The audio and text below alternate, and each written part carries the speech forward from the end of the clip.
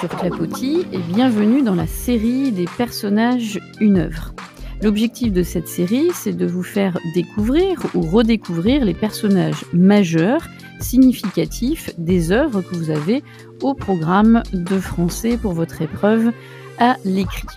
L'idée, c'est de s'intéresser aux personnages majeurs, mais pas seulement, de s'intéresser aux personnages secondaires et de voir leur signification, leur symbolique, leur portée véritable dans l'ensemble de l'œuvre. Et bien sûr, vous pourrez vous en servir comme argument dans vos lectures linéaires à l'oral, mais aussi comme argument dans vos réflexions au gré de vos dissertations littéraires. Alors aujourd'hui, on va s'intéresser à un personnage secondaire qui est dans l'économie de la princesse de Clèves, de Madame de La Fayette. Ce personnage secondaire, vous allez trouver que c'est curieux de le nommer ainsi, puisque ce n'est pas un nom véritablement d'un des personnages, mais c'est plutôt la cour dans l'histoire de la princesse de Clèves. Eh bien oui, cette cour, on peut la considérer comme un personnage qu'on pourrait plutôt qualifier d'un personnage collectif. C'est cette fameuse cour d'Henri II qui va servir d'arrière-plan historique à l'intrigue et qui va donner d'ailleurs une ambiance si singulière à cette histoire. Alors, si on réfléchit à cette cour en tant que personnage collectif, on pourrait faire émerger des aspects vraiment significatifs, d'ailleurs, qui pourraient vous servir comme argument dans une démonstration, notamment à l'écrit. Si on réfléchit bien, cette cour a deux aspects vraiment probants. Le premier, elle illustre avant tout la magnificence de la cour, la magnificence aussi propre à ce lieu qui finalement a comme caractéristique de concentrer tous les plaisirs de la cour et aussi qui nous permet d'avoir un nombre infini de personnages qui se déclinent sous nos yeux. Personnages qui sont aussi bien des princes, des grands seigneurs, que des princesses, qui sont extraordinaires, hein, en ce sens que, ils sortent de l'ordinaire, de la singularité, ne serait-ce que par leur titre. Donc, première chose, un arrière-plan effectivement, qui plonge le lecteur dans un décor sublime. Et d'ailleurs, beaucoup s'accordent à dire que c'est cet arrière-plan qui donne aussi cette dimension très moderne au roman, en ce sens qu'on a vraiment aussi tous les ressorts presque cinématographiques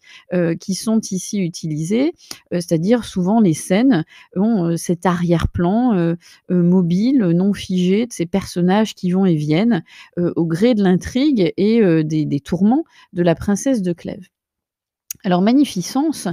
certes, ça c'est la première impression que l'on a et qui a comme objectif et fonction bien sûr de faire, quelque peu rêver le lecteur. Mais surtout le message de Madame de La Fayette, à travers ce personnage collectif, c'est d'en dresser un portrait qui n'est pas forcément et loin de là idyllique. La cour effectivement, au gré, des pages, apparaît comme un monde où règnent,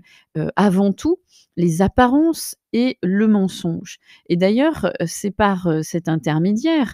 par le biais de cette cour, que la jeune princesse de Clèves, avant Mademoiselle de Chartres, découvre aussi toutes les vicissitudes, de cet environnement. Heu donc cette cour qui est un arrière-plan devient en même temps, au premier plan, le catalyseur de tous les tourments, de cette cour qui est avant tout marquée par, l'hypocrisie au sens fort, hein, c'est-à-dire tout le monde dans cette cour porte un masque et bien sûr, en découle l'évocation des mensonges, des rivalités qui sont exacerbées et puis, ces nombreuses intrigues, qui, entremêlent l'intrigue principale. Et on voit bien que avant tout, ce qui guide ce personnage collectif, c'est d'obtenir sans cesse, les faveurs, du roi.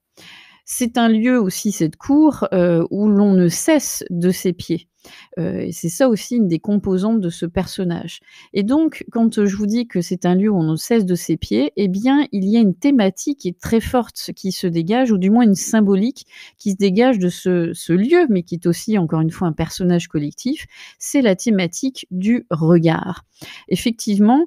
tout est basé sur le regard, que porte l'autre, sur,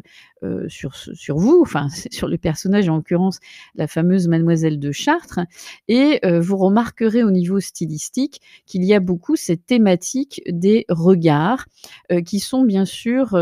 volontiers envieux, médisants et le style sobre, de madame de La Fayette, hein, quand je dis un style sobre, c'est-à-dire, typiquement classique, des phrases relativement courtes, un vocabulaire bien choisi, suggère, bien sûr, ces regards qui épient. Et le regard va constituer aussi, un obstacle bien sûr évident à la circulation de la parole sincère et à l'expression véritable des sentiments. Donc une parole épurée, mais un regard, déployé, exacerbé avec toutes les significations de l'hypocrisie de la cour. Donc on voit bien, hein, que c'est ça qui est intéressant, c'est que, ne se dégage pas véritablement un personnage significatif,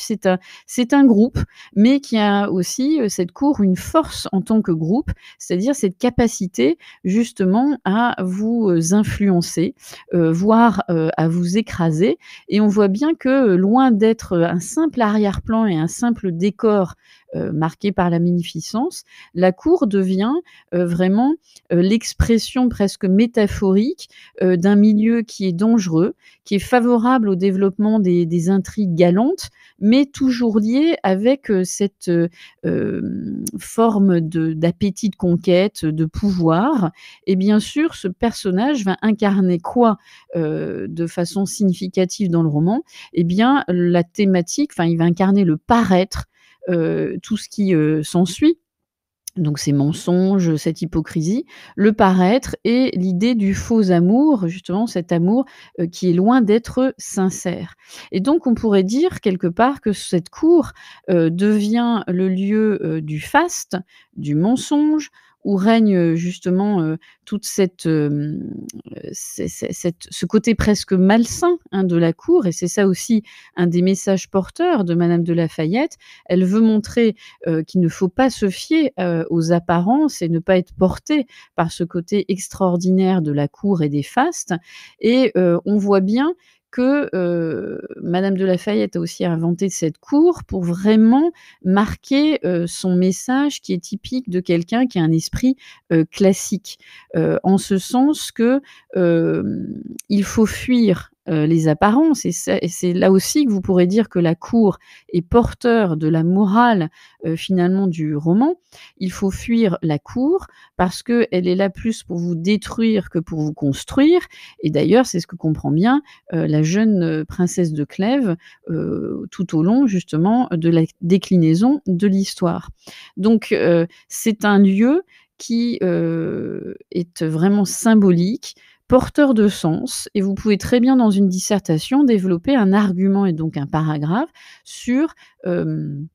cet accessoire qu'est la cour, mais qui n'est pas finalement un accessoire et qui est bien plus qu'un simple décor. Il va être encore une fois, par son côté,